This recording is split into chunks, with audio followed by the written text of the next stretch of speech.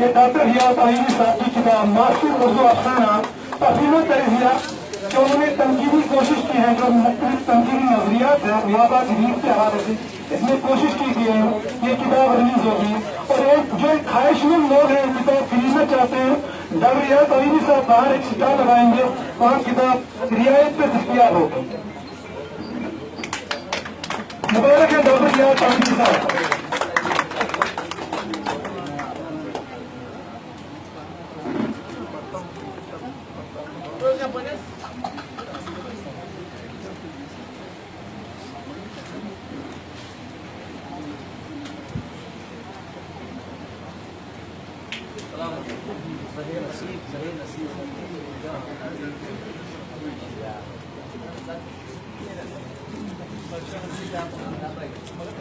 और दूसरी की तरफ ज़ौक़ी की अरबी कायनात सुमैया बशीर से गुजारिश है वो ऐवान सदारत में तशरीफ लाए और किताब भी यहाँ पहुंचे।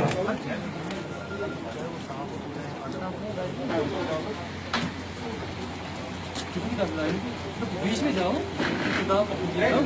सुमैया बशीर से भी गुजारिश है वो भी आए साहिबी किताब आ जाइए, इधर आ जाइए।